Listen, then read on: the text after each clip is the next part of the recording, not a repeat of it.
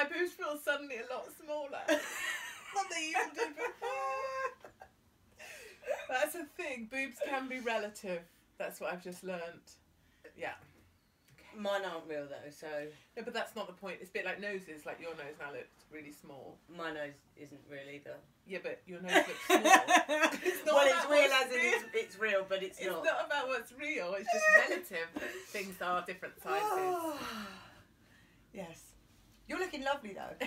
Very lovely. And I'm very impressed with the pyjamas. Do you like them? Mm. And I've got bed socks as well that my husband got me just for this. I know Very they're quite posh. nice. I've never had bed socks before, so I'm Very quite nice. I like a pair of gym jams. So how are you?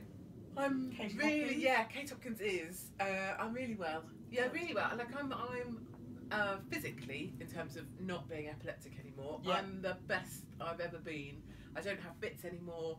I don't dislocate my arms anymore. Yeah. So I'm super lucky. Because I read about that. Like Yeah. that could happen in the middle of the night and stuff. Yeah, so I used to have sort of 4 or 5 fits a night, and Mark was obviously brilliant about it because they were freaky and you'd come round but you wouldn't be there yet, so that your eyes would be open but you weren't there. Yeah. And there was always moments where he'd wonder, is she coming back or not? Yeah. You know, Scary. and then your arms would kind of pop out the sockets, so you'd have to go and get them pulled back in. But now, how squeamish are you? Not Ish. Give me your this hand. So that is. Oh my god! Oh my god! That's my No, like brain. oh my. There. No. Like words can't describe that. Can I do it again? Yeah. Can I do it again and try and describe it? Oh Yeah, go on. my So you can God. describe. So the circle. I can't even describe. So So there's if you like think of a boiled egg, it's if I like was it's a boiled been egg, they took the chopped off. thing, and then the soft bit of the boiled egg that you Oh can feel is my my brain. So God. I can make my brain. If you hold my brain like that, I could make it move by contracting Oh my God. stomach muscles. Oh my god! That's my brain. It's okay. I've But just when you've got touched Katie low Hopkins' brain. it's very big and it's very wise. Yeah. So that's a weird thing people don't know, and it's quite a cool party trick also. Yeah. But it's a so bit- insane. Like your head is literally, it's like Missing. a portion has been chopped Yeah, off. and for some people, obviously, if they have this bit of their brain that they have to get to, they have a flat bit here. I'm just sort of lucky mine's there. At the back, so it's hidden by Yeah, hair. and I can get like a rooftop or something like put on in titanium. They can print them. Right. But I just don't. I just for a bit like this year, I wanted, and it's been nearly a year now. But I wanted to have a year of just being like fit free.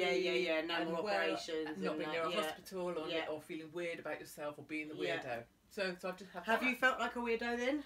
Oh, well, I think I don't think it about other epileptics. You know, I would if someone had a fit now, I'd be the perfect person to stand next to them and go, "Don't you be looking? This is Yeah, fine. This is yeah. normal, and we'll handle this." But I felt like a weirdo. I always felt like I was a bit odd, and I always felt like I had to hide my epilepsy, and I totally hid it for Right. 20 years. You know, I didn't tell anybody. What was it like at school having it? So I only had it when I started when I was 19. Were you at college then or uni? Yeah, or, uni, yeah. and then I lied about it to be able to go into the army because I wanted to be at army, and I went through Sandhurst and passed Yeah. out, and then they got rid of me. But so I just kept it hidden because I saw it as kind of like a weakness thing, like Right. a fault, and I didn't want that. So and Right. I don't altogether think it's a bad idea to hide stuff sometimes, because I think if I'd gone for a job, let's say, and I hadn't got it because I had told them I was epileptic, I'd wonder. Yeah. If I didn't get Yeah. a job, that's fair enough.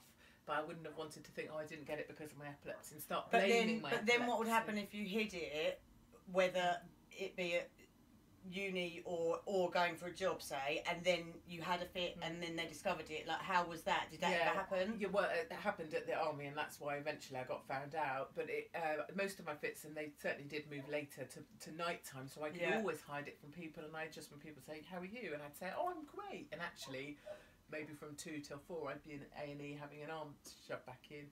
But so now the point is that I'm so well. I'm really lucky, Better. and also life when you're physically fit-ish is so It's better. It's good. It's better quality all round. It's just all round easier. Yeah. Like I can sleep, and Mark's life's better. And I used to have to text.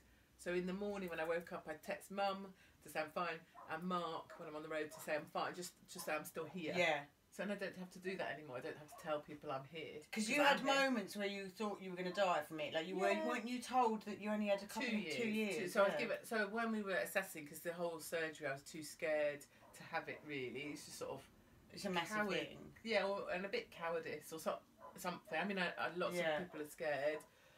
But then they said, well, you know, realistically, if you don't have surgery, you've probably got 2 years-ish. Why? What was the 2 year time frame? But it wouldn't be, it could be any time in that 2 years, but that would be about how long they'd expect one fit would eventually get you. Right.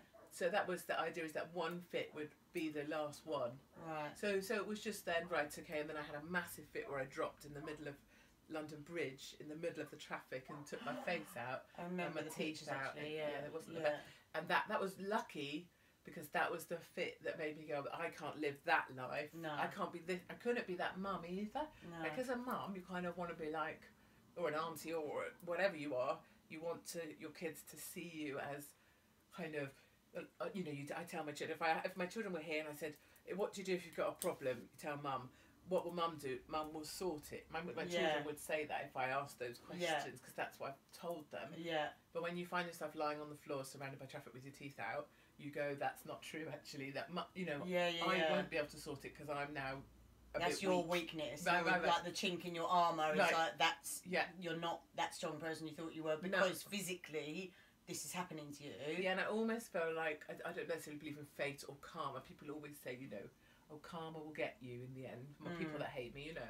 And I always say, well, as long as karma's black and hung like a donkey, he can come get me. But I don't really mean that.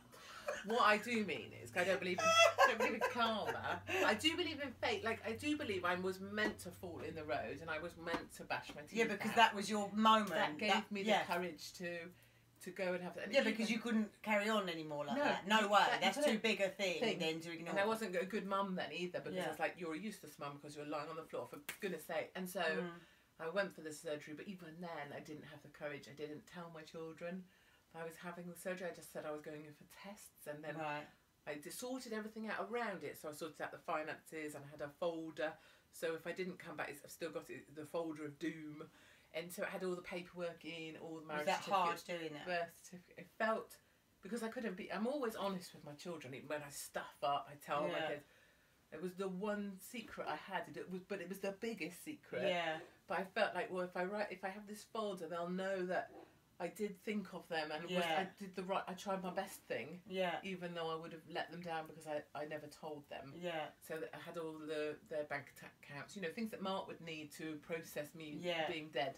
Yeah. So I had that set up, and then I just went. But that's a big thing to deal with mentally, like really big. Like, you know, how do you pull yourself together enough to actually do all that and get all the actual, you know, even just the mundane stuff like the bank accounts and all this. How do you mentally pull yourself together enough to do that? Yeah, well, I think when you're mentally useless and vulnerable and weak and don't have courage and aren't brave enough to even tell your own kids the truth, then we would channel that, and other people will know, people that maybe have had cancers and things, or thought maybe they weren't going to make something. You go, right, I'll sort out the thing I can sort out, because I can't sort out this thing. And so and I did it as well because I wanted the children to know that even though I'd been a bit of a coward not telling them, that I had thought of them in everything. Yeah. And so I did that, and then I went. And so it was like So when you went to hospitals, quickly, where did the children think you'd gone? For test hospitals. I kept the truth points. How long were you away for with the operation, like in terms of recovery? Were you in the hospital for a few days? No, months. So I didn't come out for 2.5 months. No. Because I had a little bit of meningitis for a while as well, which wasn't looking too good for a bit. So it went and had to have they do initially put the top of your egg that you chop off, that they take out with a saw. They do originally put it back on, but then mine got really manky, so they had to go back in a couple other times and take it out, and eventually they wash it, I imagine, with fairy liquid once, and put it back. But then my bug came back bigger, and so it wasn't looking too hopeful at all. But in many ways I think it was my own fault, because I spent 20 years telling people I was fine. I just kept telling people I was fine, even when I knew something was very bad, because my head was leaking. And so they eventually took that little bit of eggshell off and threw it away, and then I got better. So did the kids come and visit you? Yeah, no, they didn't come to hospitals. They didn't want them in there, because I was in with all the brain tumour people, and the people. A lot of those people were terminal. That I was on the ward with, and they were mums and dads. So that must have been hard. You know, the wives of a husband that was in the beds opposite me, and he had terminal brain cancer. and they were going in to get the tumours, just like my tumour, but my tumour was fine, and his tumours were growing as they were, and so there was, and I didn't want the children anywhere near, you know, you don't want them, that's not who I am, and I lost loads of weight, and had a big bandage, and it said, a big sticker, they put it right here. You know, like when you played that game where you put a stick on it, and people they had a thing here saying no bone flap, like as if you need to advertise the fact that you're even weirder than you look. Anyway, I went down and visited. So they had a little flat down the road. They borrowed. We rented, and I visited them there. Okay. So I went in my pajamas. And they still thought all this time you were having tests? No, they knew then. Dad had explained. I was going to say, because he quite a long them time a lot. But then at that point, I'd made it through the surgery, you see, and it was. So, oh God. And you talk about being a mum a lot, and I want to know what you're like as a mum at home. Like, who is the real Katie Hopkins? This one. Because I've spoken to you at length now. Yeah. Not here, but before this. not just in our beds. Obviously, we've only been here about 5 minutes. And you're a really lovely person. Like a really lovely person, and the reason she is, and one of the reasons I wanted to talk to you is because I feel like we have a lot of things in common. I said to you earlier, obviously our boobs are the same size, and asset wise, I think one of the things for me is that you are, I think the same as me, that you are like Marmite. People either love you or hate you, and when they hate you, they really hate you. And I've had that all my life, all my career, you know, it's people either are my biggest fan, love what I do, or they just don't get me, or they hate me and abuse me, or whatever. Luckily for me, doing what I do now, I have got a lot of love, and people are really nice to me. I got a lot of love. Unluckily for you, you're still getting the hate and the trolls. So talk to me about you as a person. What do you like at home? What do you like with the kids? And how do you balance your life with that compared to what you do publicly? So I think I'm probably it's kind of working out, because people see now that I'm speaking out for things that they kind of think someone had to say it, they can't say it, and so I say it, which is a similar thing I think that you'd say you do. And so that's lucky. So now people will shout out, cabbies will shout out, "Go on, Katie!" And I never know. I don't know the right answer to that. I'm going. I've gone. I haven't got an answer. But go on, Katie. Whereas if someone's like, "You're a twat," I'd go, "Thank you very much." When someone goes, "Go on, Katie," I'm really that's the last time I was like, "Yes," and I was like, "What am I doing? What am I told?" That's really embarrassing.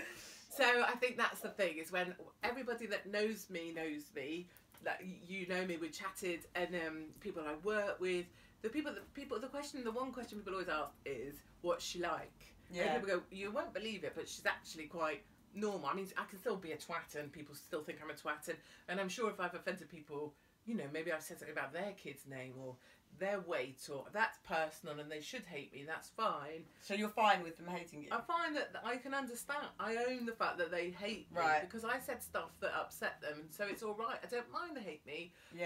But it is weird that people imagine then also, because you said something fairly direct, you're also a twat. So usually if people, when they meet me, it's kind of, I didn't know. You're very different to how I thought you were, is what I would get. But you know, because I don't want to be, I'm not trying to be liked either. The people that don't like you, and the perception of that, of the people that don't like you, are that you're like a really horrible person. Like, that's the perception, like isn't a crazy cowbag. Like all you do is attack people and shout and scream, and you know, that's the perception that I think people get. And for a very long time, I've followed you, like I said, and I've been a fan, and I agree with most of what you say. Like, you say things that other people wouldn't dare say, but that people are thinking. But that's the thing that most people will have to say if they maybe tweet something. So they have to put before it, I hate Katie Hopkins, but I agree with everything she said here. But to protect themselves, they must have that line. I was thinking of doing T-shirts at some point, going, I hate Katie Hopkins, and on the back. But I think they'd be a really good selling item. But it is, and I want people to carry on doing that, because they do. I hate it when my hate comes on to people who've maybe said, oh, I agree with what Katie says here. I don't like the fact that this sort of trollathons, and I don't mind them, I quite like them, but I don't want them picking on that person just because they've said they agree with something you said. Come here, don't go after that person. So I prefer if people distance themselves. Oh, see, that's your little sweet side. You're being all protective of I don't want, others. I don't want Just because if maybe you hate me and that's fine, but don't pick on that person that happened to agree with that one thing I said on that one day. Yeah. Because tomorrow they may think I'm being a complete knob again. Yeah. And that's also fine. Yeah. So, but no, I wouldn't want anyone upset by saying that they supported something I said. Right. So that's so what about your kids? What would they say you're like as a mum? Are you? It would be what really are you like? funny. Are you strict? We should do that. We should have them come in one by one and sit in here. Max would just lie on your boobs. So there's a view with my boobs. I am slightly obsessed by boobs and yours, but they're big. Yeah, they're great. I love them deeply. I wish I had some, like I really do. Trust me, I want a reduction. They're not that great. Well, we should go they together. Look good, but they can just put some in here. They can take these out and put them into you. I was tweeting this morning about how I can no longer hold a pencil under either of my boobs, but I can hold a pencil under each of my bum cheeks, and that is really disappointing. Like, as a big female, as a real bum, you can probably do a pencil case. I can do both. Can you hold a pencil under your bum? Yeah. No, you can't. I can. I'll show you. That's what I was hoping I can. So my kids, what Poppy would say, she's got better boobs than I have, and she's 11, and a lovely lady that helps do my ironing if I don't come home that week, Amanda. Amanda's brilliant, but she put my underwear back the other day in Poppy's drawer, which is really embarrassing because she thought my bras were Poppy's, and Poppy's 11, so that's humiliating. In's really sensible and calm and pragmatic and practical and nothing like me at all, so she'll be the sensible one. Yeah. Poppy I'll probably have to pick up from a police station before she's 16 because she's like me. And then Max, I'm really, really, really hoping he's gay, and I think he might be. Really? And we have a deal already. So how old is he? 8 and cute and things, but we have a deal that if he is gay, and he will live with me forever, and he will pluck my beard for me and my moustache, and we have those chats. I show him where it's going to grow and my nostril hair, and he's agreed. Oh, I'd love to come and see what you're like at home with them. I bet you're so funny. Yeah, well, I walk around naked loads because I'm like bodies and me. I'm not bothered by bodies because you work out they're just bodies. And the kids are always like, "Mom, for God's sake!" But they we dance around a lot. It's funny. Yeah, it's funny because they know what you do. I'm assuming they know what I know. You're in the public eye. Yeah, and how are they with it? My eldest daughter just cracks on, and if people try and talk to her about what goes on with me, she goes, "Oh, I don't know. I didn't see that. I don't know about that." Pops is really defensive, and really she's got the whole thing going on. So she had boys' shoes this term because she wanted boys' shoes because they're better. And someone tried to have a go at her about the fact she looks stupid because of her shoes, young girls like. And she went, "They're my shoes, these are my feet, you don't have to wear them, so jog on." Swiveled, went. And then she told me, and I was like, "Oh, hey." So she's got that, and then Max is just going to be hopefully brilliantly gay and couldn't give a monkey. And funny. And it's pretty funny. Yeah. So, I mean, also they can be assholes, just like I can be an asshole, we're all assholes sometimes. Well, why do you think he's gay already at 8? So I'm very hopeful. So he likes tattoos, he's a really good dancer. I'm liking tattoos doesn't mean you're gay. Wait, might do. I'm going to change it. Yeah, I'm going to work on this. Like the whole boob thing. So go on. So he likes tattoos, but he likes the hairdresser over the road with the tattoos. He likes going to the hairdresser. Okay. He's very interested in his hairstyle. 7 and 8 this was. He's a really good dancer. And when he goes swimming, he will only wear very small Speedos. And I try and buy him like more sensible trunks. Like, oh, maybe you like these long ones that come to the knee, like all the little boys wear. And he's like, no, I like these because they show off my packet. Like, so I'm really hoping. That's hilarious. I know. He dances around in just his Speedos, dancing to Radio 2 because I have Radio 2 on. And yeah, so that's my hope, is that I'll have a gay son. Why? Because you'll be closer to him. Well, he'll look after my moustache and he'll stay with me, and I don't want to lose him to some horrible woman that he gets married to, and then they never come and visit their old town back, because I'll be the mother-in-law. Yeah. And no one really likes No one likes their mother-in-law. That was the one reason I married my second husband, is because his mum and dad were already dead. Do you know what? I feel exactly the same way. Like, I've never had a nice mother-in-law. I've had 2. So you've had 2 mum-in-laws, but neither were they were alive then? Yeah, I've never had a nice one. And also, even just when I wasn't married, like just in relationships. With mothers? Yeah, mothers always hated me. Yeah. Always. So, and I'm like the nicest person. Like, if I'm with someone, I'm the best girlfriend in the world. I look after them, do all their washing, cook for them, clean the house. I do everything. I'm so generous, I'm so loving. No, the mothers hate me. I think that's just because you're better looking. But mother-in-law, yes. So the fact that my parents would ever like, yes, that's okay with me. I don't need a mother-in-law. But why haven't you got a boyfriend now? Just because I had a really dodgy relationship. So you won't go there again? No. Never again? No. Ever? The way I feel now, I don't want a relationship ever. With anyone? No. Fair dues. But that obviously that can change. I understand that. You can never say never. But how I feel right now is I do not want a relationship. I'm happy on my own. I'm happy being single. my life is lovely. I live out here in the countryside. It's really nice. And it's lovely and it's beautiful, and I've got all my animals, and they're a lot of work, you know, having that many animals, and I'm just happy as you are.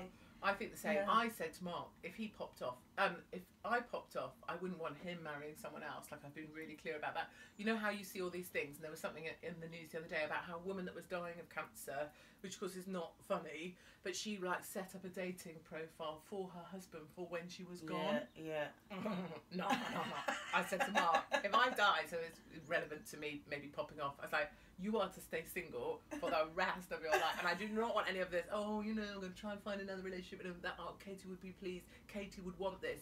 For the record, no, you are to die single. If I had to die in a hospital bed, you are to die single and miserable, maybe cuddling my pajamas at night, tearfully, like a sad widow.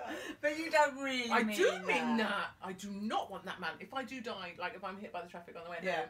That I want that on the record. I do not want my husband marrying anyone else ever. Yeah. And what would you do if he went before you?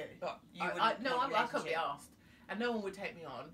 You know, people feel genuinely sorry for lovely Mark because they're like, oh my god, she's married. Who the hell married that? And then people can't believe that I actually got impregnated. Like anyone ever put their thing up there? That's people say that. People do not say that. Are they that harsh? Although someone this morning tweeted me to say, I want to come on your tits. Oh, I saw that, and it really made me laugh. They said tots. So as in on my children, and it went very wrong very quickly. Very. Why would anyone want to come on these? Well, there's a lot they'd have to aim really well. They'd have a better chance in yours. I don't know how everyone looks at a picture of me and go, ooh, I really want to come on her tits. Oh, like, I think you put yourself down too much because you are very, very, very attractive, and you're. I know we're in our pajamas now, but when you arrived here today, you were in a beautiful suit, lovely shoes, like you're so well dressed, and I think you put yourself down too much. Well, I think that's part of being British. You're very stylish and very smart and very elegant. You are though. And maybe outwardly, but like this is really me. So if I come in from work, I've been on the road, I'm in shower, pajamas, and then I feel like, right, this is me, mum. But that's everyone, that's everyone. But that's why I wouldn't. If Mark died, which obviously, touch wood, I don't want him to. But if that was his only escape from me, it was to kill himself, which you know we'd have sympathy with that. I definitely wouldn't be able to be with anyone else because I couldn't be bothered. I could not bother to shave. No. Oh god, no. That's the joy of being single. Yeah, I'm growing. My pubes are like this big at the moment. I could knit mine. They're like. I could get a weave. I've got. We could get a weave. Mine doesn't even need a weave. It's like a 70s bush. Yeah, I think 70s bush is actually. I think they've come back. I like it. You know, the joy of being single is not having to shave, not having to. I've never waxed. Have you ever waxed? Can't be arsed. No. And nor do I want some other woman looking up my food. Isn't it? Yeah. And then, were you of the age of smear tests? Yeah. Yeah. Because I kind of lose that because my daughters will get jabs now, so they won't have to have them. No, I didn't know that. Yeah, properly. Oh my god. So there's a thing about smear tests that doesn't get spoken about either, I think, which is when you having a smear test. Like, if you're going for a smear test, what do you do preparation-wise? Oh, don't. Smear tests are my biggest fear and hate in life. What do you do, foof-wise? Just like shave. And just neaten it all up and trim it and whatever. That's a really funny thing. I hate smear tests so much. Hold on, I've got my leg hair out. There's a funny thing about how you don't want to look like you've over-prepared, so that you don't want to look like you were trying to impress the smear test. Oh no, I wouldn't worry about that. So I do. So I think, right, I'll have a little shave, and then I think, but I don't want to look like I was trying to impress them. And then I think, hold on, what nurse goes in there thinking, oh, this woman's really trying to impress me. I might make a move on this. Anyway, so that's it. So I definitely couldn't get married again because I couldn't be asked with all that. No. I couldn't be asked to make an effort in bed, actually. Either. No. I like what I'm doing. No. I can't be like all that bouncing around. Oh, God. Give me a Kindle every night. You know, Kindle Davina's always talking about her kind of sex life, isn't she? About Davina talks about how her sex life's really exciting. And I wonder about that. I don't know any woman past about 35 that's still interested in sex. Honestly, I don't. Like, most women I talk to who are my age or a little bit older or maybe a little bit younger, they're just like, do you know what? I'd rather just go to bed with a book, or you know, or watch a bit of telly, or like, it is a thing. It's a thing. I'm telling you. And do you know what else is a thing? Is women finding women attractive now. So, because every woman I talk to, and I mean every woman, every woman, but I swear, and this is not like, I say this all the time, right? True. This is not me trying to be cool and come out or any of that. I say it all the time, and I don't like labels anyway, and even if I did have relations with a woman, like, I wouldn't be going, I'm a lesbian, like, you know, I don't like labels. I don't know what I would do if I was a lesbian. But every woman I seem to talk to above the age of about 35, and these are women that are married with kids or with long-term partners or whatever, and they're saying, do you know what, when I watch porn, I watch women together, like, I watch girl on girl. Really? Yeah. I do. I would never watch a man and woman. Never. Never. I would never watch a man and woman having sex. I would not find that wouldn't do anything for me. No. Two women together, yes, all every day of the week. All day long. Isn't it also something about living with women? Like, if I was single, living with a woman seems quite all right. Yeah. Sort of like a mate over the corridor. Like a sleepover every night. Like, yeah, exactly. And do you know what it is as well? I think we're at the risk of offending every man, right? And I don't want to offend every man. Should. She wants to. It's a good idea. Yeah. I do actually dislike certain men a lot. But I also do still love certain men. But I'm trying to be diplomatic. I was going to say, what's this diplomatic crap? I know. I love my dad. My dad's amazing. But other than that, not so much. Is your dad like you? Is your dad? My dad, yeah. Oh my God, I'm a carbon copy of him. Oh, he's like really feisty and outspoken and doesn't take any crap, and he's a geezer, my dad. I'm a bit of a tomboy anyway, so I'm very much my dad. So you and him get on. Yeah. But what I was going to say, so one thing that I realise as a woman getting older is I just find women, like you said about, imagine having a sleepover, so like you're staying in the other room, whatever. But women are just in every way, like cleaner, nicer smelling, more hygienic, like just everything about women. And I know men are going to watch this and take offence, and I don't care if you do, but it's just in my experience. Like, my ex was so dirty and so minging and stunk, and like I had to throw him in the shower at times because he didn't want to have a shower. Like, that's weird, isn't it? But men are they leave mess everywhere they go. Like my house, you're here it's in immaculate. My house. It's immaculate. It is immaculate. And it's like this all the time. It's tidier than my house. I never, and I clean it. I don't. Do you have a cleaner? No, I have a lovely Amanda that puts my bra back in my daughter's drawer because my boobs are so small. Because I was going to ask you about that, like how celebrity are you? But we'll do that in a bit. You're just very not. So I'm not at all, and I don't have a cleaner. I don't have anyone help me. I clean all the house myself. You know, I'm on top of everything, and I love living in a place where everything's clean and tidy and everything's lovely. And if there was a woman here, if there was another woman living here, I could handle it because I know she too would keep it that clean and herself that clean. Well, I think, you know, if we go in the shower, so you probably go in the shower, maybe shave your legs only up to the knees. Maybe a few other bits. Maybe have a little. Maybe do your hair and condition it, and then you know, I've got the Jif, and I'll have a quick cram in the shower. That's multitasking for a woman. For a man, multitasking, wank and a wash. Multitask.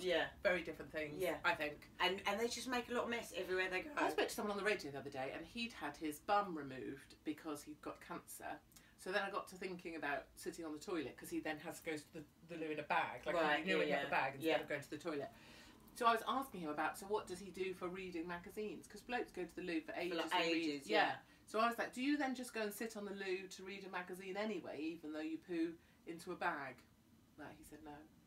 The story didn't go very far, but can you see where I'm going? I can, but so he just doesn't have that time out in the day where he gets to just go.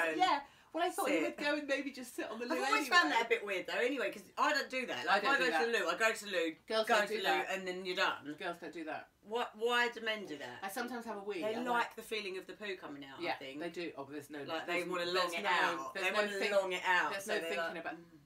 That was your impression of me earlier on the radio. You were like, oh, so when you're on the radio like this. I did do that earlier. And I was like, I don't sit on the radio like this. What is that about? How was your impression of me on the radio? No, I was trying to make the point. Have you seen I was trying to make the point that it was like, it wasn't a spectacular all singing, all dancing video, yet it got millions of views. See, I find that rude. You know, personally. But the image of me talking about the McCann video. Oh my God. The McCann on the radio. video. Now, I think this is really interesting. I definitely think you're misunderstood, and I definitely think people don't know who you really are. And they definitely don't see what I see, because... That's okay, isn't it? Because I must have given them that impression. I will say that I don't feel aggrieved by the world. No, you own it. You say, I've said stuff, I've pissed people off, you know, if I've upset you, then... I've upset you. So, and I like that. And do you know what? This is another reason I wanted to talk to you, specifically you, because there's so much bullshit in celebrity and in media and in the press and everything else, and there's so much fakeness and politics and just rubbish. Like, people who come across on telly as the nicest person in the whole world, and actually behind closed doors they're a bitch. You just say it like it is. So I'd rather your honesty, and I'd rather your... Even if I don't agree with what you're saying, I'd rather just you being real and being you than someone who's fake, putting on an act for everybody else to think they're amazing, and actually they're a horrible, horrible person. I think you can always find out about people by talking to hair and makeup. In hair and makeup rooms, don't you find? You speak to them, you go, oh, and they'll go, you find out, because they're the nice people, but they get treated really not badly. Well by people who, then on camera, they're like, oh, la la la, and you say, you were just mean to the makeup lady, and now on camera, you're pretending to be this amazing and sweet, innocent. I can't stand it. So, again, another reason I highly rate you, because everything I've seen of you, you are honest and you are real, and you just own stuff and go, yeah, I said that. Like, I did. So, I did. So, take them to the police station, and they do. And, See me, and they do. How many times have you been arrested? I've been arrested, so it's similar, because I was just hearing about you, maybe it's people coming to our house and maybe arresting you. I've had people talk their way into my house and tell me that if I wasn't at the station that afternoon, I would be arrested. And the police talked their way into my house. I've had to be interviewed under caution by the Major Crime and Homicide Command, 2 police officers, Charing Cross Station, because of a 500-word column I wrote in The Sun that had been through our legal department, but because it was complained about by the Society of Black Lawyers, I was told, there isn't a Society of White Lawyers, but I was told they had to then take it, even though the 2 officers were really nice people, and they were looking at me like I was giving them my speech. You were lucky having nice ones. I had arseholes. Oh, right. I gave them my full speech about how this was my right to say what I wanted. And then they said, oh, we're going to have to refer this to the Crown Prosecution Service where it gets properly serious, because it's the Society for Black Lawyers and we can't be seen to not be taking them seriously. So we definitely come, we're definitely an easy target for a noisy, oh, look at us. Right, busy. But we've just slightly gone off topic, so I just want to go back to the McCann thing. No, but what I was going to say is that I think was a pivotal moment for you, in the sense that not only has that video had millions of views, but I think it was the first time, or one of the first times, I know we've seen your softer side on certain things, but that really showed who you were as a mum and as a person. Like, I think it was the first time people had gone, I think radio can do that. It really shocked people, I think. And I've noticed the reaction, from my own followers in when I tweet about you or talk about you. They're a lot nicer about you now after that McCann video, because they've seen you going, look, as a mum, I wouldn't have done this. And actually, and you're talking about your kids and their teddy bears they've had from birth and all the rest of it, and all the normal things that a mum would talk about. And it was just incredible, the reaction you got from that. Like, I was going, I was doing the candy thing. Go on, Katie! I'm going! I was doing it from my house. I think that there's a few things, like on radio, apart from the fact that I sit there, obviously like that. Is that you're on radio and you feel like you're talking to people in their kitchens, and that's quite, like you feel like you're, it's intimate. Because like you and I here, radio makes you feel like you're talking to people at home, like any other woman in their kitchen or bloke doing the Sunday dinner. So there's that, and then there's the thing about the McCanns is, it's not what happened or the end bit that matters, it's the fact that as mums and as people that care for kids, we know you just don't leave your kids, whatever went on. No one leaves their kids. You wouldn't leave your... I wouldn't leave my animals. You wouldn't leave your animals. I wouldn't leave my kids And it's certainly not, and even if they were in sight in a hotel room, I wouldn't leave that hotel room. No. And what is that? And then the weirder thing still, I can see that my children's beds, and they've each got a bunny. They always had, one's bun, one's patchy, and one's just manky. That's Pops, but we won't talk about that. But I can't wash that either because that's her manky toy. Can't wash Patch and can't wash Bunny. The three of those toys, I know, you know, when you have a baby, you wake up the next morning next to that cot thing in the maternity ward, and you look at it and suddenly you get this overwhelming sense of, oh my God, that's mine. Yeah. Like, that's mine. And you've been carrying it around, but you go, I now can never let that thing be hurt. Yeah. And you have this thing, I call it the fear, and it's with you. It makes me go every time that the hairs up my arms go. The fear that anything would ever happen.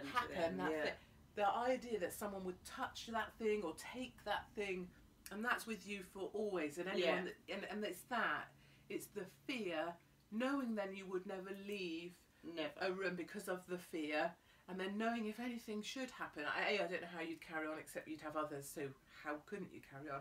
But I know those teddies, I would never leave them again. And even on the road, if I did go back to work, I would take it with me. I would have it under my pillow. I would have it in my bag.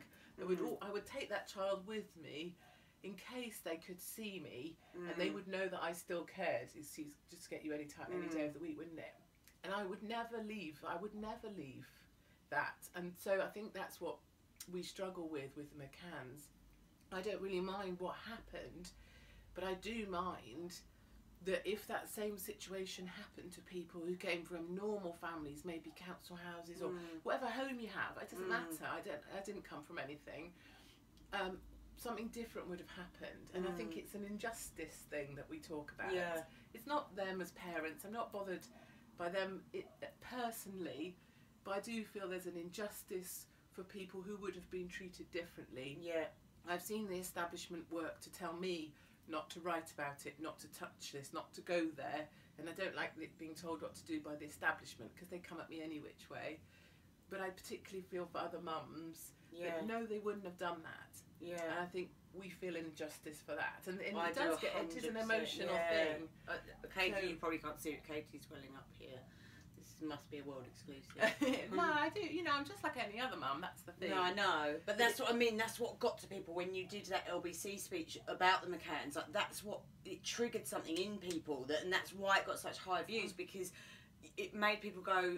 Not only that, it reminds them that you're a mum, and that and as you said, I wouldn't leave my kids. I wouldn't wash the teddy bear or whatever even afterwards. Your own emotional and all the bits. connection to my children's teddies. The thought of it, and the thought of that teddy ever existed without my child knowing that they were, little Max and Patchy, and even Patchy, you have to dress Patchy properly before Max goes to bed, or he won't go to bed. Patchy's got quite a tight outfit. Just put that out there. But if ever Patchy existed, it is. It is pink. It's hopeful, right?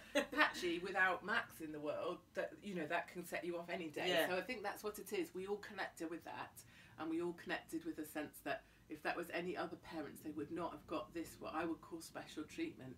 And that feels wrong for every other parent of every other missing child who never got the treatment. Yeah. 100%. I'm with you, and I agree. And in my opinion, they have had special treatment. And I think when people are silenced by threats from establishment or threats from the law, it almost makes me wonder. There's this big group of people, the normal people, the 52, the Brexiteers, my kind of people. But when you start being threatened by the establishment or threatened by law, there's something else going on this way with these people higher up the chain. Yeah. And that's where that injustice feels. Really and I hate injustice full stop in the world. Like, I'm very much like, if there's a truth to be had, I want to know it. I want the truth to be out there. Like, I'm very much hate injustice, and I hate people, in every walk of life, whether it's someone who's committed a crime or somebody who's just been horrible to you, or someone who's, like we talked about, someone who's pretending to be nice but is really horrible. I just hate injustice in the world. I want people to see everything for what it really is. Like, and I think that's not, and that's different, isn't it, that was my stomach. That's different to people, that's different to fair, because life's not fair. things aren't fair. Yeah. Some people have this, some people don't. You know, I know in business, if you work really hard, you might do better or not. Life's not about being fair. It's about people having justice. So it's all being treated, it's all being given us a chance in the same way, like an equitable treatment. Yes, and nobody being treated better or worse than somebody else for the same thing. I think like that's right. And I think that's what Brexit brought home as well. It's like we voted, the 52 voted, and we said what we thought, and we meant what we said, and then it was almost like one or two people from high up in the establishment were able to tell the majority, no, you voted the wrong way. Yeah, like that whole court case. Yeah, after it's already been voted, it's like, what do you mean we're wrong? Like, how many things? How many times were we pushed back? Miller, a court case back to Parliament. No, this can't be. People asking for a second referendum. It felt like everyone was against us. The BBC. Yeah. And it was like, no, these people spoke. Yeah. Like, listen.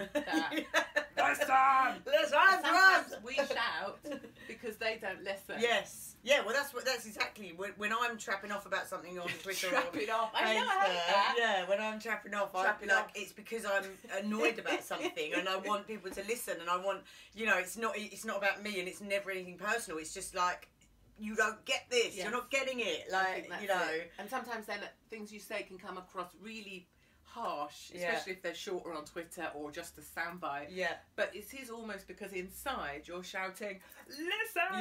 Yeah. Even if you're wrong with the thing you're trapping off about. And it's not you being harsh. It sounds like you are, but you're not. It's just having your view. You're just having a view and you're frustrated. Which takes me to, how on earth do you deal with the hatred and the trolls? How do you go through each day with somebody being so vile to you? Because you get stick on social media, don't you? Lots. Yeah, a lot.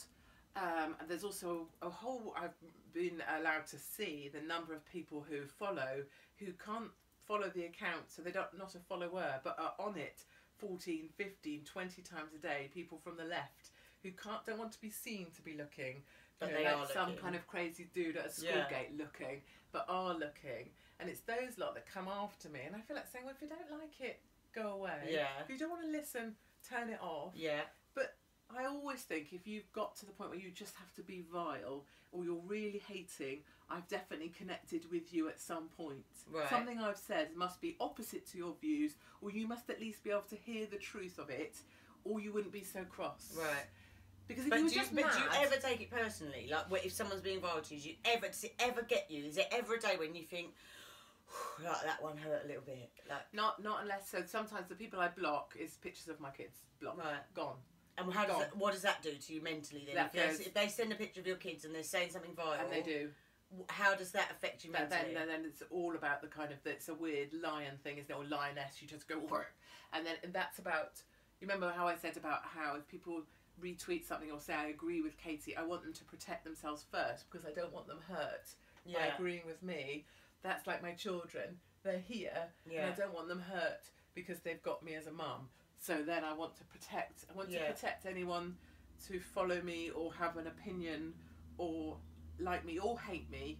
I still don't want them hurt by being involved in me, and I prefer to own it. It still must hurt you to see people bringing your kids into it. That does. Because then also, I feel bad. I was going to say, because obviously your kids are still fairly young at the moment, so when they're older, like how do you know what I mean? How is that going to affect you emotionally and mentally when the sort of crap you deal with at the minute? You know, we would hope, like touch wood, that doesn't carry on forevermore, kind of thing. Like you would hope there comes a point when people just lay off a bit and go, oh, we get her now, and you know, a bit like what's happened to me. I said to you before we started this interview, I was saying like I used to get loads and loads of abuse and loads of hate, and then I did Bodybuilder and all the documentaries and everything else, and now everyone's lovely to me, and I don't get any abuse or hate. Everybody's lovely, and you would hope that happens for you. Like there's going to come a time when people just give up with all this trolling. But if they don't, and if your kids get older, like, and then because surely you're going to feel some sort of guilt over that. I do. Like, you would do already. Yeah. But most of my children, you know, one ignores it, one's tougher and does me, and is like, no, do not talk about my mum. My mum's, you know, Poppy's tough. But there is always going to be guilt. But I think in many ways, as a mum, you always have guilt, and even if it wasn't to do with you, you'd still feel guilty for it. Or if they're upset that day, you know, I might think, is it something to do with me? But it might be nothing to do with me. But as a mum, you'll instantly, I'll take the blame for that. But I definitely feel that things are changing I think you're ahead of me in the change in terms of people being now really supportive because they see that you're believing in stuff and doing it for a reason. Yeah. I think there's stuff that I've done that some people can get a bit. Definitely. But I'm not trying to convert the world, and I'm not being the person that's a twat in makeup and then nice on camera. No. I'd still rather be seen as a twat on camera but be nice to the makeup lady. Like, that matters way more. Do you know what? And you have just summed it up. That is why I like you. That is why I follow you. That is why I wanted to do this, because you have summed it up, because you would absolutely be nice to the makeup person, and I know that for a fact. I've spent a lot of time with you now to know you are that nice person. You are.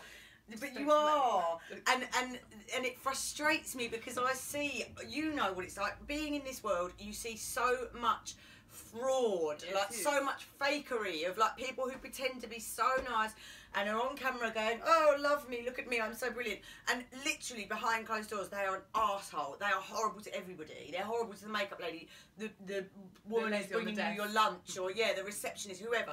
Whereas I'm the sort of person that walks into a building, checks in with the receptionist, and then has a half-hour conversation with the receptionist because she's cool and we're talking about our love of dogs or whatever. And I know that that's the same for you. I know you would do that, and I know that that's what the person you are, and people just don't seem to understand that. And I know that it is shifting for you, and people are seeing. And I'm not asking it to shift, but a good example yesterday. So I went to BBC for them to kind of try and rip me apart and make me look a fool about that libel case that's going on with someone that wants to get money for a tweet. Or feels very offended by one tweet. But the receptionist in the BBC building, so I had the bosses kind of, being not that nice, didn't want to pay for my transport, whatever, it's BBC. The receptionist had made me a name badge, wanted to meet me, listened to the LBC show on a Sunday, and was like, I'm going to ring in, I'm going to be a first-time caller. And that, to me, is the win. It doesn't matter that I'm going to go upstairs and Radio 4 are going to try and humiliate me or make me look small, because I'll just go and say what I wanted to say. What matters is the receptionist might ring the show because she might think she'll get a chance to have her say. That's it for me. Like, going there, it doesn't matter if all the lefties go, "Ooh, Katie was humiliated on BBC Radio 4. Matters not. Like, the lady on the desk might ring in and have a voice. Like, that's matters.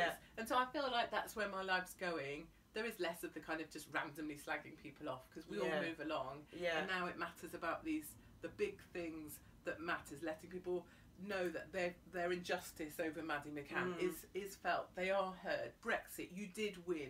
You did brilliantly. You stood strong. That those things matter. That's the stuff that I want to be doing. Oh my God, yeah. And you are a voice for those people, and massively so. Not just on the radio, but within the press as a whole. Like, you have a very powerful voice, and I think that's why your fans and your followers are so. Go on, Katie. Go on, Katie. But then that's also how you can let people down as well, because sometimes if you're their voice but you don't say what they think, then but then that's. I think people are very fickle. Like, I've always said this, because 1 minute they'll love. You're saying, "Oh, Maddie was left to be found," as you said in your LBC thing, but. And they're like, yes, love it, you're brilliant. And the next thing you say something else that they don't agree with, and they're like, well, I really liked you when you said that, but now I'm not so sure. And you think, oh mate, I've just said one line. Like, how can you suddenly hate me for one line? Like, sometimes I think people need to look at like the way they see normal people. Like I think we're super normal. Normal, more normal than the other people that are rude and just push you out the way on the tube or whatever. But when they look at normal people, I think they need to think of us more like in a marriage. So like, some days you'll go, yes, I love my wife. And other days you'll go, I hate my wife. I want to divorce her. I think you've got to be a bit more like that. Like, oh, I like Jodes. And then the next day if you say something they don't like, they go, oh, she's annoying today, I'll just slam the door. But see, it's a longer term thing than loving and hating you from one day to the next. I just, honestly, you just never know what you're going to get on a daily basis. No, I don't think you do. Speaking of the libel case, what is happening? Now, the one thing I do have to ask in all of this, so if you don't know about this, basically, Katie did a tweet about somebody, Jack Monroe, and it wasn't, you'd got it wrong, hadn't you? So totally. it wasn't, she'd said something about... I said it was about this one particular individual, the claimant, Monroe, and it was actually not her that did this thing, it was someone else. So it was an absolute Now, mistake. The question on everybody's lips, and mine, is... you were offered by Jack Monroe $5,000 and an apology to make it go away, and you said no, and she sued you, and now she's won. And I know you're going to now appeal it. Hopefully, yeah. We have to appeal and win, obviously. Yeah. But why not do the $5,000 and the apology in the beginning to just make it all go away, rather than have this whole case drag out and then lose and potentially have to pay lots of £107,000. I was going to say, what is the fee? Because lots of people are quoting 300,000. Yeah, it's not, that's is an it? aside getting a little bit. It's 107,000. At the moment, the cost order that we have, and that will, there is still a discussion. There's a sort of system that I don't know about that don't do this stuff. £107,000 of the cost order against me that I would need to pay. And then there's also damages, which is the bit for her feeling that she 23, was serious damage to her reputation, and that she felt seriously harmed by 1 or 2 tweets. Seriously harmed. It's 24k for that, which is what you pay if someone chops off your big toe in an industrial accident. That's 24k. But the reason, so to your point, interesting. I don't know, big toe. Court case, big toe, court case. 5k plus an apology. Yeah. So why not take that deal? So after I put the tweet up, deleted it 2.5 hours later, I was like, ooh, that's wrong. Delete. Boff. And then a formal retraction. I was wrong. Using the Twitter handle that her solicitors gave me. I was wrong. So I thought that'd be enough, because that's for me like a manly way of dealing with it. Take it down and retract. That wasn't enough. The apology was always attached to £5,000 to a migrant charity, and I, at that point, an apology maybe if you prove to me that you'd lost a contract or I damaged your reputation. Show me the damage. Show me that someone who was going to employ you for a talk wasn't going to. And I'll sort you out for that, because I'll square you away for the problem I caused. Yeah. But to pay £5,000 to a migrant charity, it doesn't make it an apology, because it was always attached to that. And I've just been speaking out about the fact that we should have turned back the boats. I don't agree with migration into the UK. I don't agree with the policies in Europe that we should allow our borders to be open. And do you think that's why she chose that charity purposely, because she knew it was one you didn't? Well, I think there's some interesting things in the court case for sure. And also there was talk of death threats. And because in court we have shown, or at least there were no evidence of death threats, so she has a cost order against her as well for talking about death threats that no one could show. So there was no proof of any financial harm, there was no proof of any death threats, and so that's where we currently stand. But I think more than that, look, just as a regular, normal person, what I don't want is a whole industry where people just go after you for cash because you wrote something on Twitter. Like that doesn't feel... Because this is exactly where then the debate of this comes into play, is this is about freedom of speech.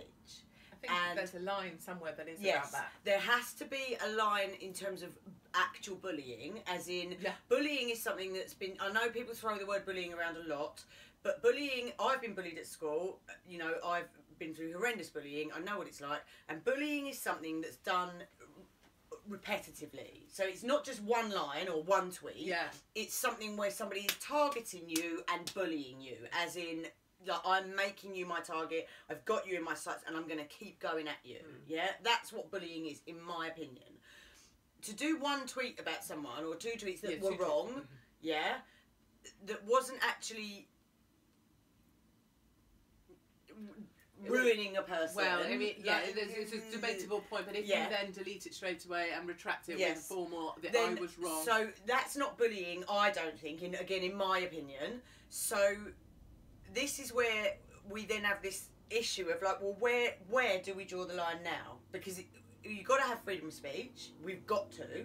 But equally, you can't just abuse people for no reason. No. So, because obviously if someone was saying untrue things about me... You wouldn't want that. I wouldn't want it. But at the same time, I would be able to weigh up whether, is this worth just taking further? Like, I say something on Twitter and I go, Jodie Marsh, she lives in a council house, she doesn't do any work, she hasn't filed her tax returns. I don't know, I make up stuff that is harmful to you because I'm suggesting that you're just blagging life, which is not how I see life. You know, if I did that, I'd like to think you might email me and go, Katie, that is not cool. You said this about me. It's cost me this job, this thing. That's 10k you've just cost me. And I think I'd go, do you know what? You're totally right. I was wrong. I'm sorry about that. And here's the money that I owe you. I'd like to think, well, maybe you'd ring me or something and I'd offer to meet you. This has happened before with people. If they were upset by me, I'll offer to meet them, talk it out and sort it out. I suppose I'm more of the old school, which is getting a room together and square it away. I'm not of the blackmail someone to give money to a thing that they know they're not part of. And also with Twitter, for me, it's always been a bit like, if you can't handle Twitter, get off the platform. So because you're very vocal on Twitter, you are. So if you choose to say, either follow or don't. But this will carry on. This will rumble on. But I think the bottom line for me is, I don't want to live in a world where the people's first option, if they feel offended, is a court. Your first option surely should be to try and talk about it, or get on the phone, or try.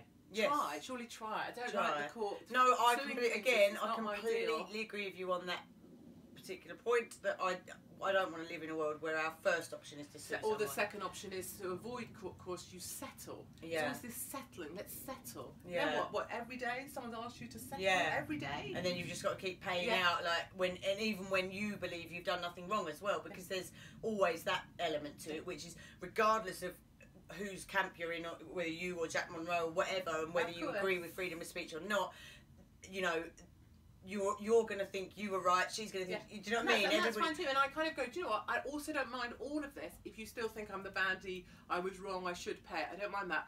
What I would then remind people is, whatever happens to the baddie in life, the panto of life, will eventually come to the goodie. Yeah. So it might be a charity, it might be an organisation that said the wrong thing, you might be a lovely family that just accidentally did the wrong thing, put the wrong thing.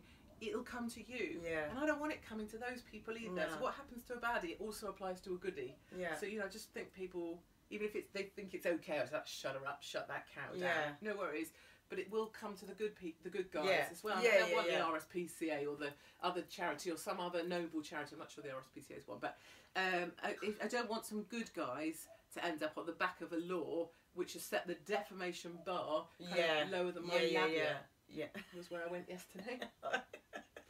The defamation bar is now lower than my labia, and I can tell you, it's bloody low. I heard that because I was flicking through Twitter and someone actually did tweet, due to Katie Hopkins, just say the defamation bar is lower than mine. And then other people were like, I think she did just say that. And it's true as well, because my girlfriend, so when I did the photos for Fat Story, where I put on weight and lost it again, the first photos I did in my kitchen in grim pants and a grim top, because I was like, well, I don't want sexy underwear. I don't want underwear that makes me look like I like myself. So I bought this kind of, what's the worst kind of colour, like kind of nude underwear. Yeah. Anyway, my girlfriends were looking at these pictures later, for whatever reason. They were like, your labia is well low. So that's where this all comes from. And then I look, and if you look at the pictures, you can see it. It is quite dangly. Oh, you can see it. It's quite like, so my girlfriend says I clap as I walk. That's really rude. Do you? Well, I think I will give it a go in a minute. But it's quite dangly and You can have them cut off now though, can't you? Yeah, but this is my other point of why I would never get married again or have another relationship. I couldn't be bothered to explain the labia. And also you could probably suffocate down there, I reckon.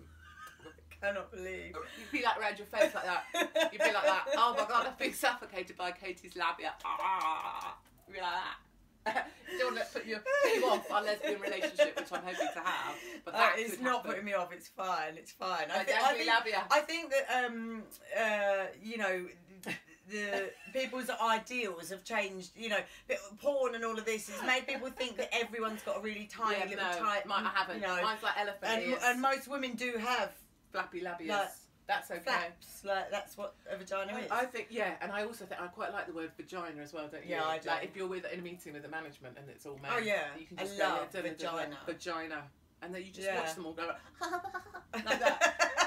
So when I'm in contract meetings or things where there's powerful men, and I'll go blah blah blah blah blah. Yeah, something. It's just a really bad thing about my vagina, and then you just they just shrivel up, don't they? Yes, they like your impression of Yeah. It's like that. They can't cope. Can't cope with the word vagina. I would ask more women who are going into contract negotiations or pay settlements or maybe even, their end of year bonus, try and get the word vagina in. Yes. Early. Or even on a t-shirt or a blouse. Yes. Vagina. Yes. Because it will render the men useless. They'll be hopeless. Yeah. And they just go vagina, I want an extra 5k a year. And they'll go, yeah.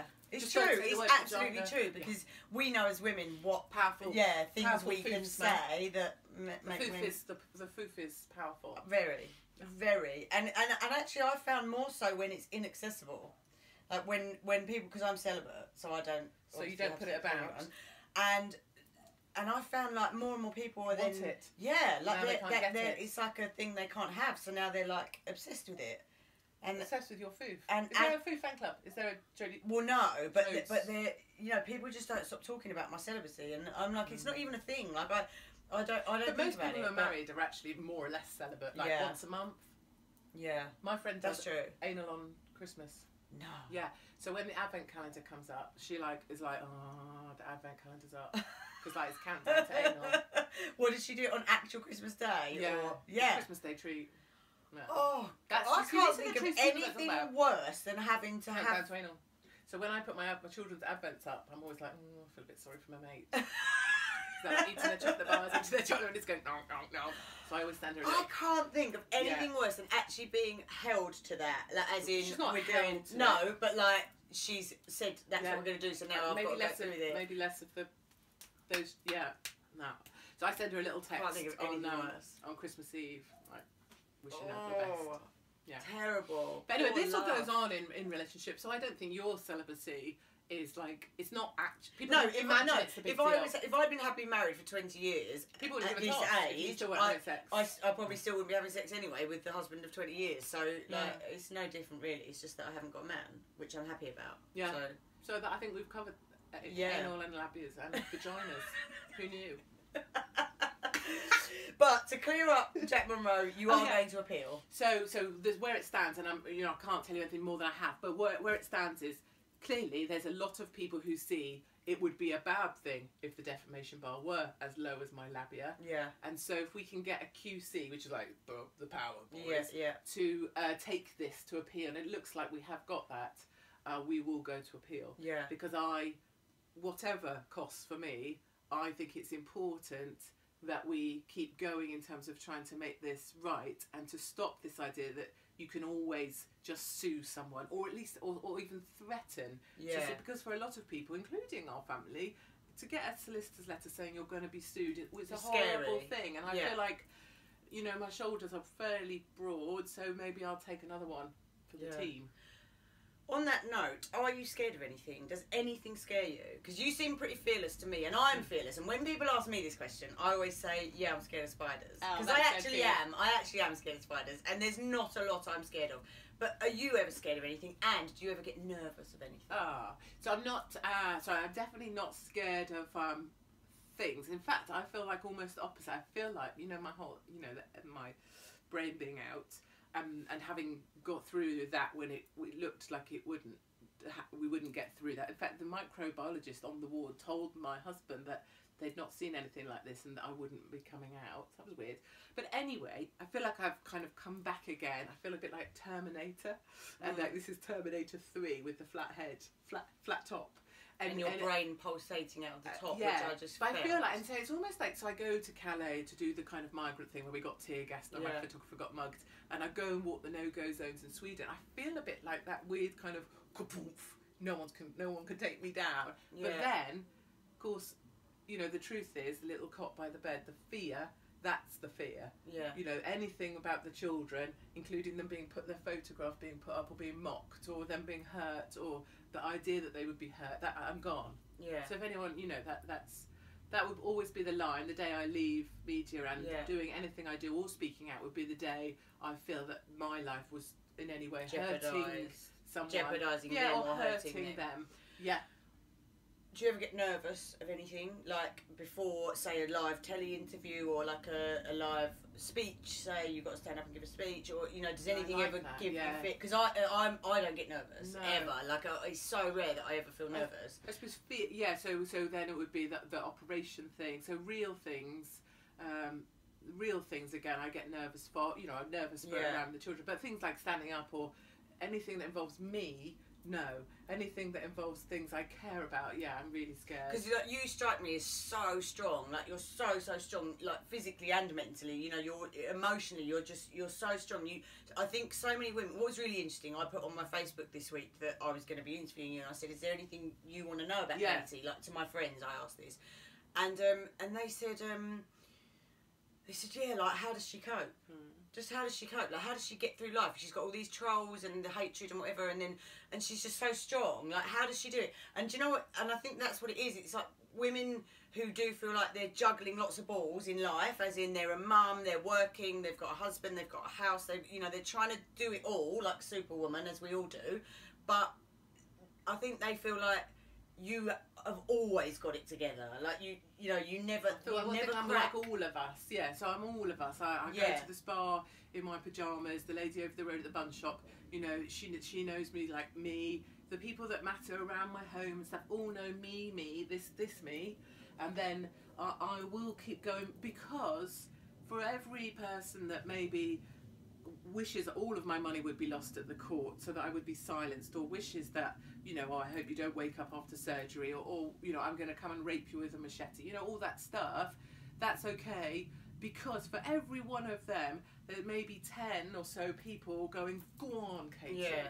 And for every one maybe mum that can't stand me because maybe I said something about being overweight, there's still the group that know that Maddie McCann gets a voice through people that are prepared to say, this is something weird. This is the establishment. No, listen, I hear you, but there's still, I don't care who you are and how much good you're doing, to hear somebody say to you, you should be raped with a machete, or I don't want you to wake up from this surgery. No. That is hard. Like, that is something that if you can just brush that off and keep going, where most people couldn't, people couldn't take that level of abuse, or, on a regular basis. Most people couldn't. Believe me on that. Believe me. I think about it, I think, well, probably they just meant they were cross with me, but they didn't have the right words to try and get that over. Right. And I also think if you are hit every day, you get used to being hit. Right. So it's a bit of that. And I honestly don't, I just see it and I think, at least you were engaged enough to listen. I don't feel it. I honestly just feel it kind of... Just let it wash over. I see it going off, unless it involves these people that I want to look after, which are people that follow me, or people who care, or my children, or even people that hate me. I don't actually want them hated because of stuff they said. Yeah. So even the person that said, I want to rape you with a machete, I don't mind, just toddle along. I don't actually want anything bad to happen to them. I want to rape you with a machete, just toddle along. Yeah, toddle along. Like, I don't want to ring the police, or like have that person hauled into a station. And you see all these people go, I rang the police, and then this guy got put in the cell overnight because he sent a tweet. He don't want to rape me with a machete. And also, if he did want to rape me with a machete, my labia probably suffocate him before he even got close. So take that one. So that's Twitter for me, and that's part of why I'm having the Twitter fight, is because Twitter for me is, I'm braver. But that's just Do you feel brave? Yeah, I do feel brave. Yeah. And I walk down the road sometimes, and if there's people coming towards me that look a bit like they're lefties, like they might have beards or soft shoes or an earring, or they might be carrying a copy of The Guardian, or eating some like quinoa, or might be vegetarian. then the shoulders go back, the chin goes up, and I think, come on then. You don't ever have like confrontations in public. People never say a word because they see you coming. They think. I think they are scared of you. I don't think people would dare confront you. And if they do, I just go, right, feel my brain. I'd be like, feel this. Do you want to feel it pulsating? Yeah. You want to hit me? I'd feel this. Yeah. Oh my god. You're hilarious. Was like, come on then, Hopkins, I'm gonna have you, or whatever she wrote. Yeah. I didn't see this. Then she said she said something like that. It was like, no. And then she sent pictures of like her guns. And then she sent pictures of her like doing like boxing and like being Was she saying she wanted to have a boxing match? She offered me a fight. In fact, so did that other. Who's that really chubby Welsh bird that used to sing a bit? She's like lefty. Oh, Church. Charlotte Church. Voice of an angel. Yes. Face of a old bag. She threatened me for a fight as well. I don't know what they think. So I say, yeah, go on then, let's do it. I have to say, go away. It's really look, again, I have to say, I've got nothing against Charlotte Church. Although I think there was I did have an altercation actually at a festival once with her, maybe. Can't really we'll talk about it after. But I really hate when singers start getting all political. Oh, is that actors? Just like stop, just shush, like just do your job. So like at the Grammys and that, when they were all standing up in the Brits and they're all getting political in their speech, I hate it. I hate it. I can't watch it. Rich ones. What's he called? Ewan McGregor, isn't it? Yeah. I'm not very good with famous people at all. But he's on going, you know, I give people money and text £5 for a blanket. £5 for a blanket. And then it comes out after he's gone, and it's Scottish, but there's not very good Scottish. I just £5 for a blanket. Yeah, text this guy. And then it comes out like he got a first-class flight back when he went to visit some poor group that are half dead in some African country. Yeah. Is that my blanket? First-class blanket. Text £5 for my blanket. It does, yes, it does infuriate you. And give money yourself. Yes, very much so. Russell Brand, I think, absolutely like killed his career stone dead when he started going on about Miliband. All of it, all of it, and just saying like there should be more housing and there should be and less tax and and all of it. And he's living in some like £8 million house, and it was like, do you love that? And they all go, I would take one in. You know, I love migrants. I would take it. Well, someone said it to J.K. Rowling, didn't they? Recently, someone called her out and said, well, if you want them here so much, have them living in your house because you've got a mansion. Like, the same with is it Yasmin Alaba Brown? Yasmin Alaba Brown. I don't know who that is. Well, she comes on our radio station. And she's like, migrants, and I would take them in. And it's like, where are they then? Have them in your house then. Show me the pictures. Yeah, have it in your house. I don't see it. I'm not. Unless I see somebody in a house having been taken in by somebody who cares, then you've got no right to stand there preaching at everybody else about what we should. And then when we like them on film because they do a great job, they've been given their lines to learn. All they're doing is repeating some lines. We don't get our lines. Don't get me started, and we know because we talked about this. Started. We've been chatting for about 4 hours. We actually have, haven't we? We've been chatting for way longer than the camera's been on. We can't stop. I know, it's very funny. I don't know what's going to happen next. I know. We're going to crusade. I think we need to take on causes, take on the establishment, take on all the big people, speak up for the people that matter. I think you're right, and I think that me and you are the two realest people in showbiz. I do. I think you should get a boob reduction. I'm going to get massive tits. You can just have them. We'll just go in at the same time. I'll take these out, and you can just have them put straight into you. Yeah. And then I'll get little ones. I want little teeny ones. Yeah, I want to be able to wear. You know those when you see those women that look really low, and they look really elegant on small boobs because they're just so elegant and lovely. And then if I wore that, I just look like an absolute slag. Like I honestly, when you've got big boobs, you just can't look elegant because they're just there all the time. So awesome, if you try and wear like little skimpy or like some draped silk, you can't do it. You just look like a slag all the time. Like honestly, the struggle is real. Like I spend every day trying not to look like a slag. The struggle is real. I wear polo necks all the time now. Like if you go through my Instagram, no, because they're just tight fitting. It kind of slims everything down. I can't wear polo necks because I've got double chins. So then you end up looking like weird triple chin woman. Whereas you can't wear them because you've got a shelf. They're just like, they're just annoying. But your struggle is real. It is real. It is real. When was the last time you cried? Well, nearly earlier. Just nearly, about my children's toys. But what does make you cry? When was the last? Can you remember the last time you really howled? Oh, I really howled when I was So it's a bit dark because it's my surgery, but I really howled when I was going in that last time, and my head was leaking all this stuff, and I honestly believed that was it. And Mark had asked me, I haven't ever said that. Oh, so sometimes I overshare, as we may have noticed. Fine. But sometimes I'm oversharing everywhere, and then I suddenly realise things I haven't said. But Mark, just before that surgery, and this brown stuff was literally coming out of my head. This from where? From all of my, because it had all got, because I'd got meningitis. It's all like a big.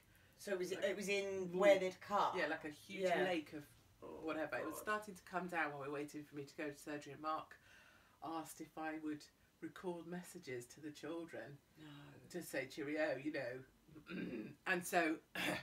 and I couldn't record messages because I mean it was. How do you say goodbye to your children? So I couldn't record them, and then I remember hearing the sound, and it was like an animal, and then I was like, oh my god, that's me, yeah. So anyway, it's all over, and no one knew about that. Till right now, so no one knew about that, and that's fine. That's a really good thing, is that I know my children didn't see any of that. Yeah. No one saw any of that, and that suits me perfect. How was Mark dealing with it while you're howling and he's just Mark?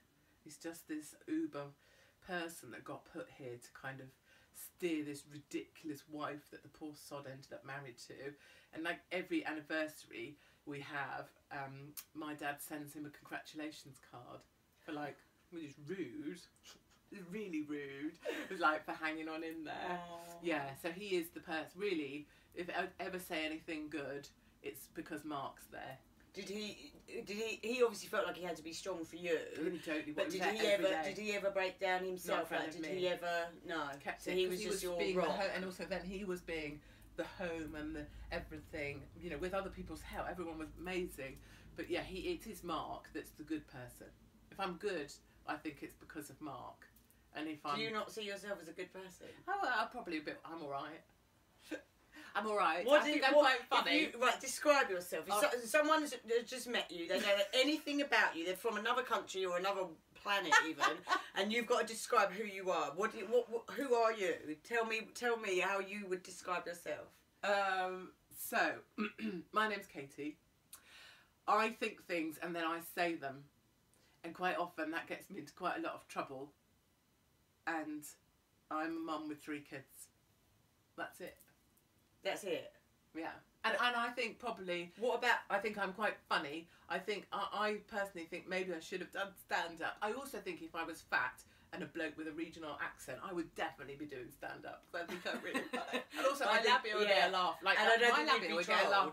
Just like that. Yeah. And I wouldn't be trolled. If I was a bloke and some of the things I think are a gag, people are like, but I'm like, that was supposed to be funny. I know comedy doesn't. It doesn't translate. I've done it. Trust me, Sarcasm I've done it. It doesn't translate. I am so sarcastic and ironic on Twitter, and it never works. And I have to then do another tweet going, by the way, my last tweet was meant to be funny or sarcastic. So you just can't do that. So I think that's it. I'm just this super ooper duper normal woman that used to work in the Wimpy. What about traits like we used to work at Wimpy. Yeah, I love a Wimpy. And they still have the bendy. What's it called? Bendy sausage. Bender burger. Bender bun. Bender.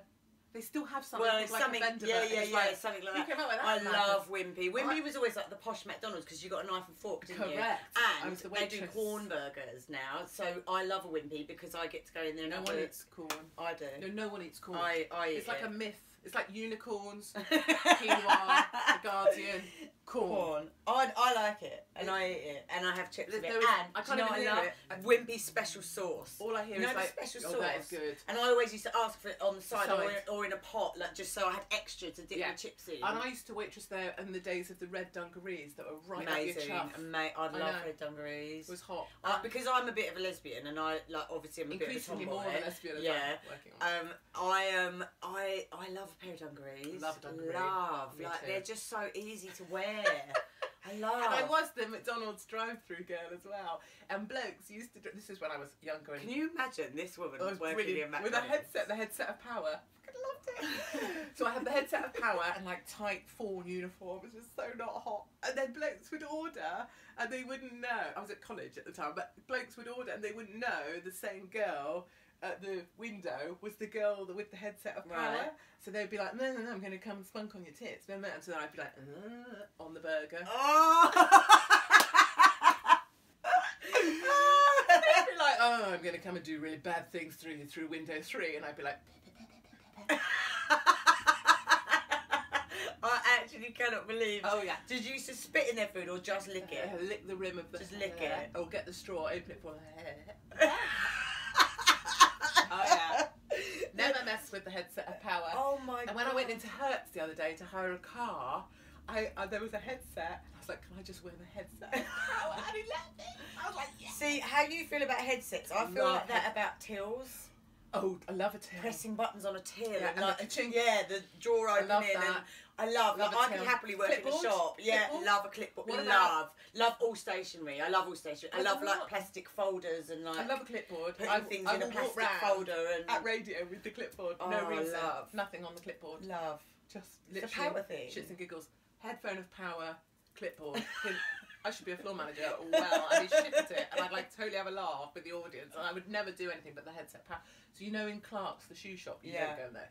Love the measuring thing for the foot. Oh, that. But when they come up to you and they've got the headset of power on, so I'm jealous already. And then they go, and I say, oh, can I get these in a 7? I've got really big feet. And then they go, oh yeah, can we do Tracy? Can we get a size 7 for the woman here with really big fat feet?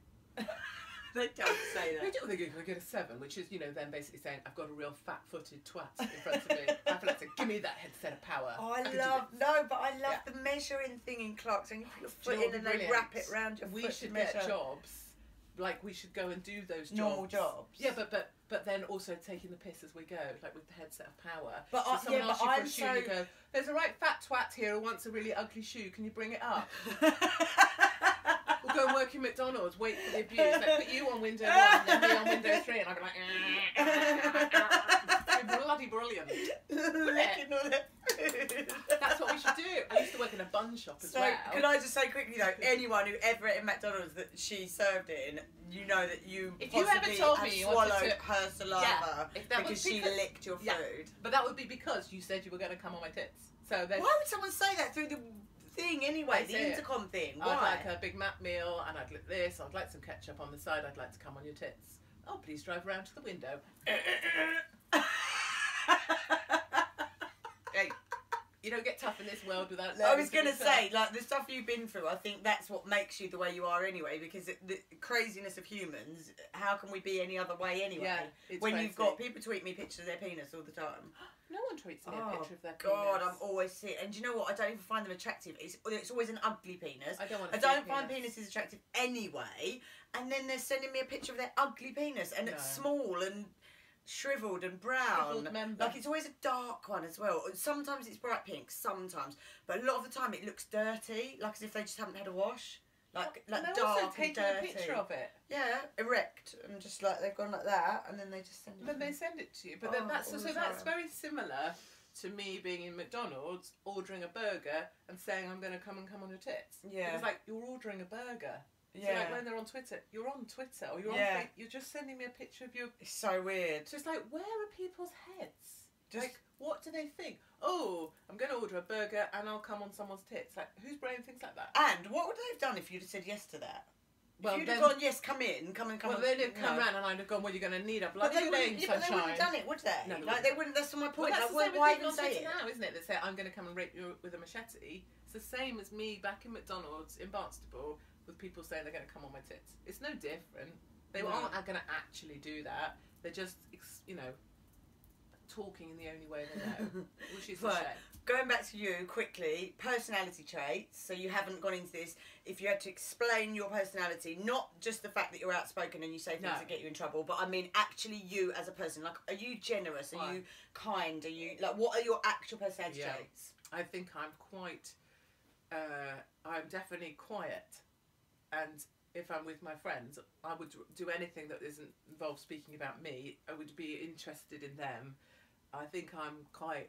I would always do something like help someone across the road, or stand up for the person who didn't get helped on the thing, because I see that kind of these little injustices in life. I'll see that and I think, I'm going to grab you and sort you out. And so when people email me with a problem, I will try and fix it. So my granddad recently, it was near a point where we thought we were going to end up finding him face down. So I sorted out his home and put him in a home. Somebody I knew, a travel company messed them around, took all their money and tried to get more money out of them. So then I got on the phone to the travel company and sorted that out. And then other people with someone needed to try and get to see an epilepsy doctor. They emailed me, and I will try and help if I can. So you're a fixer. You like to help. I like to fix. If there's a sort of my kids, find solutions. What do you do if there's a problem? Tell Katie, tell Mummy. What will Mummy do? Mummy will fix it. And I like to think that's true of my email account. I can't fix everything, but if there's a way or something I've got that I can fix it, which is usually just me having a chat with a boss, then someone will help. Then I'll definitely do that. But then I would also prefer people just don't mention that. Yeah, that's fine. I don't need anyone to talk about that. But that's me. Yeah, I like fixing things. Yeah. And I guess that's part of how I see my job a little bit. Yeah. And but I don't speak for everybody. But I do feel like I want to fix things. And inside, like, the person you are from your heart, like, because I know for me, I could say when people they think they know me and they don't know the first thing about me. And when people are like, how would you describe yourself? I say, well, I'm slightly crazy. I'm definitely misunderstood. But I'm also loyal, fiercely loyal, like ridiculously loyal. Very loving, very kind, very caring, and very generous. what would you describe? What would be your kind of 3 or 5 traits I think would be your thing that describe you? Yeah, as well as being this fixer person. Yeah, I think it's just about, you know, this whole thing. How do you deal with that? How do you deal with that? And I think it's always because I can deal with all of the hate or the noise, because those people don't know this person, and so the thing that would rip me apart is if people that did know me, family or friends or people I cared about, thought I was an asshole. Then I will have to sort that out. Yeah. If someone I knew me told me I'd been a prat, I'd sort it straight away. So I think it is loyal. I'm loyal to my family. I'm proud of like my country. My biggest sadness, my biggest regret is that I couldn't join the military just because I'm a crazy head. Yeah. And that's my thing, is that I'm proud of the forces and my country, and I'm proud of my family, and I'm proud of people that work hard. It's a loyalty to the things that matters. And the really interesting thing is, as much as we hate each other and we're opposite, we share these threads.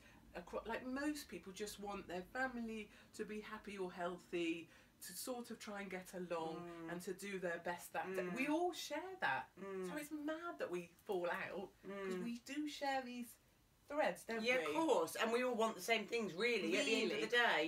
Yeah. Even if some of us eat, what is it? Corn. How do you corn? Corn. I know, because most people can't say it. They say corn. Corn. Well, how do you say it? Corn. It's Q-U. Corn. Corn. It's not even a real word, you see. That's the thing. It's a made-up word. Steak. It is a made-up word. Steak. You know we are. Steak. Burger. Oh, I haven't eaten meat since I was 5, so I don't even know what that tastes like anymore. Corn. Can you hear quinoa? Corn. Yeah. What happened to you? I lost you on that, man. Just over there, quinoa. I'm still thinking about my wimpy corn burger. It Soy, was good. Soy something. Almond milk. Almond milk doesn't come from frigging nuts. Milk comes from a cow. Yeah, I agree, but I don't drink milk either. Anyway, I'm not going to convert you, man. No. So should we shut up? Yeah. Should we go and see if my labia claps as we walk down the stairs? You can update people. Katie, thank you for today. I'm already off clapping my labia. I know, she's desperate. That was me with Katie Hopkins, who is running down the stairs, clapping. She actually is. You can't see what she's doing, but I can. Thank you for watching. I hope you've enjoyed it. This has been me, Jodie Marsh, with Katie Hopkins, the real Katie Hopkins, the woman that I love and am a fan of, and I'm proud to say it. And it's been great. I hope you've enjoyed it. And this is my YouTube. Give me a thumbs up. Tell me what you liked about it. Tell me what you want to see in the future. And I don't know what else I'm supposed to say. That's Subscribe. It. Go and eat corn. Eat corn because it's good. Corn. But don't eat McDonald's. Eat steak. No, don't. Corn. Steak. Corn. Bacon. Corn.